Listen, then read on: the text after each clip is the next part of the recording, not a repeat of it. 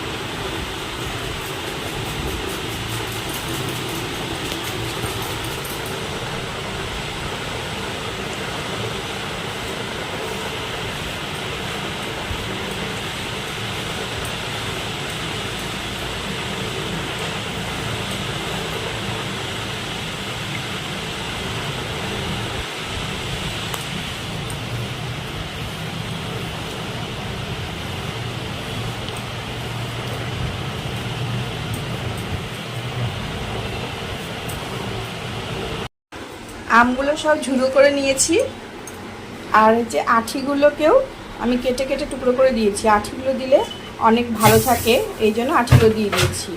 এখন এর মধ্যে লবণ দিয়ে ভালো করে মেখে রেখে দেব। লবণ দিয়ে দেব।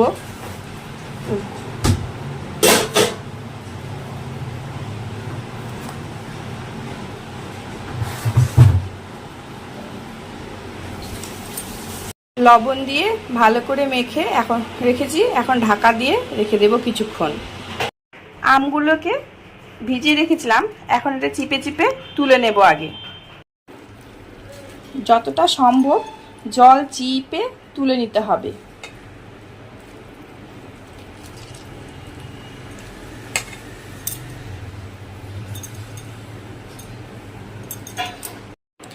যতটা সম্ভব আমি চিপে নিয়েছি, চিপে চিপে তুলে নিয়েছি। এই যে জলগুলো সব এখন ফেলে দেব। গ্যাসটা ধরিয়ে নিয়ে আগে আর কড়াইটাও বসিয়ে দিয়েছি। প্রথমে আমি পাঁচফোড়নটা ভেজে নেব শুকনো কড়াইয়ে। আমি এর মধ্যে আরেকটু মৌরি দিয়ে নেব।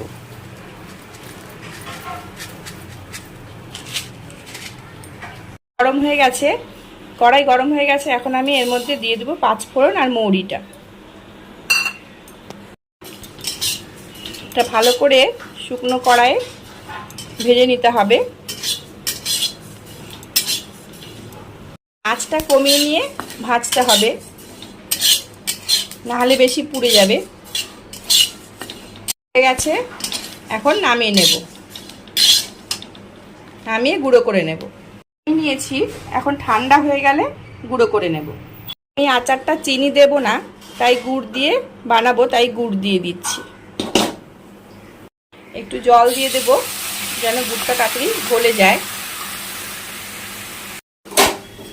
আঁচটা কমিয়ে আমি গুড়গুলোকে একটু নরম করে নিতে হবে।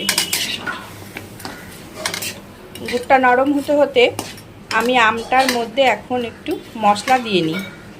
দিয়ে দেব বিট লবণ, গোলমরিচের গুঁড়া, চাট মশলা, জিরার গুঁড়া, অল্প করে হলুদের গুঁড়া, একটু ঝাল ঝাল হওয়ার জন্য লঙ্কার গুঁড়া 2 চামচ, 2 চামচ। গুড়টা গলে গেছে, এখন আমি এর মধ্যে দিয়ে দেব একটু শুকনা লঙ্কা ফ্লেক্স আছে, চিলি ফ্লেক্স। গ্যাসটা অফ করা থাকবে। এখন আমি এর মধ্যে দিয়ে দেব আমের যে কুচিগুলো সেগুলো। এটাকে আগে ভালো করে মেখে নিতে হবে। মেখে নিয়ে তারপর ওই গুড়ের মধ্যে দিয়ে দেব। গ্যাসটা কিন্তু অফ করে তারপরে দেব। আগে ভালো করে মিশিয়ে নিয়ে তারপর আমি গ্যাসটাকে আবার জ্বালিয়ে দেব। এটা হাত দিয়ে মেখে নিতে হবে ভালো করে। এই আচারটা করতে কিন্তু তেল লাগে না, হ্যাঁ, আর রোদেও দিতে হয় না। এই আটিগুলো দিয়ে রাখলে অনেক দিন থেকে যায়। এই জন্য আমি আটিগুলো সব দিয়ে দিয়েছি। আটিগুলো দিলে নষ্ট হয় না। এখন ভালো করে মাখিয়ে নিয়ে আমি গ্যাসটা ধরিয়ে দেব।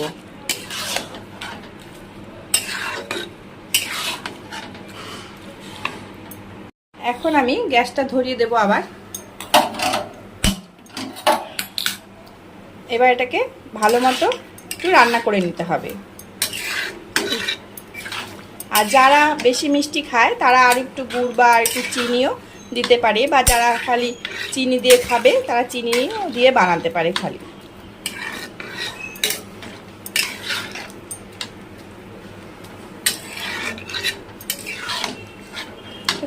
একটু ফুটে গেলেই কম আঁচে এটাকে রান্না করে নিতে হবে।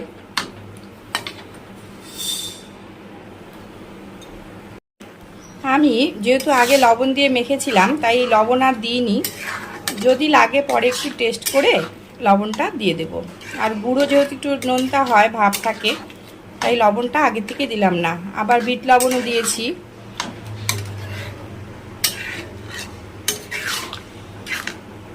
প্লিজ আমাদের চ্যানেলটাকে সাবস্ক্রাইব করবেন এবং আমাদের রান্নাগুলোকে একটু লাইক করে দেবেন আর শেয়ার করে দেবেন। আপনাদের একটা লাইক আমাদেরকে আরও নতুন নতুন রান্না বানাতে অনেক উৎসাহ দেয়। Please subscribe and share.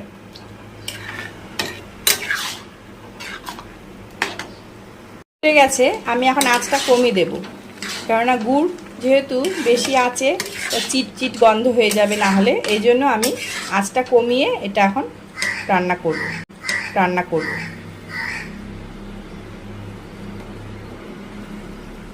আঁচটা কমিয়ে দিই।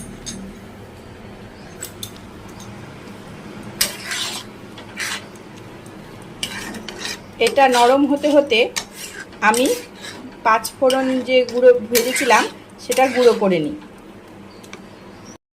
এখন 5 ফোড়নটা গুঁড়ো করে নেব।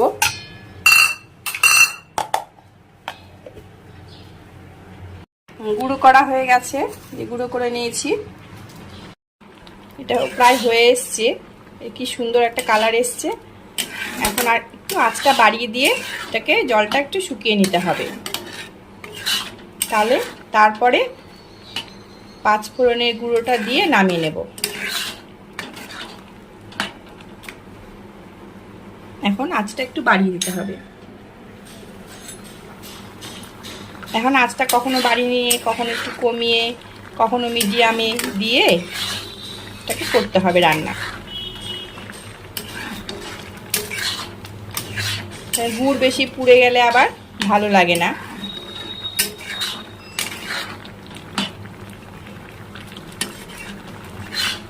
অনেকে আবার এর মধ্যে কাঁচা লঙ্কাও দিয়ে দেয়। যদি আপনাদের মনে হয় কাঁচা লঙ্কা দেবেন, ভালো লাগে ঝাল বেশি, তাহলে দিতে পারেন। আমাদের রান্নাগুলো পছন্দ হলে আপনারা প্লিজ লাইক করবেন, শেয়ার করবেন আর সাবস্ক্রাইব করবেন।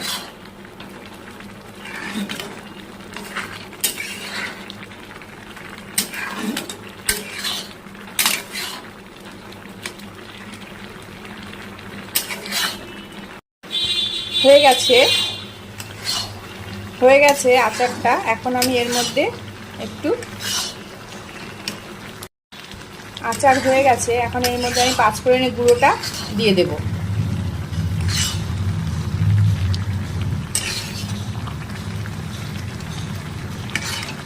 এরকমই নামায়, তাহলে পরে একটু রস রস থাকবে, না হলে গুড় আবার পুরোটাই টেনে যাবে।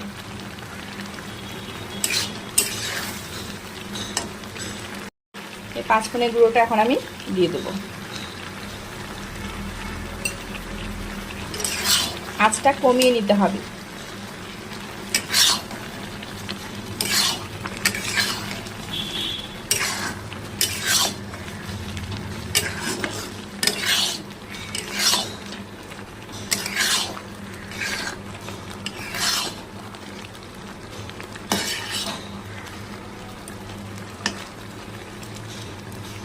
আচার হয়ে গেছে, এখন গ্যাসটা অফ করে দেব।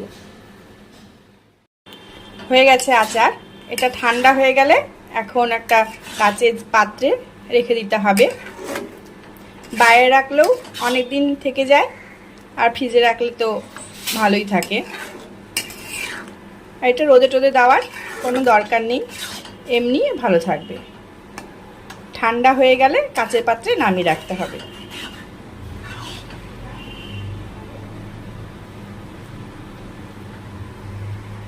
এটা কমপ্লিট, আচারটা কমপ্লিট হয়ে গেল। কাঁচের জারে আমি এখন এই আচারটা রেখে দেবো।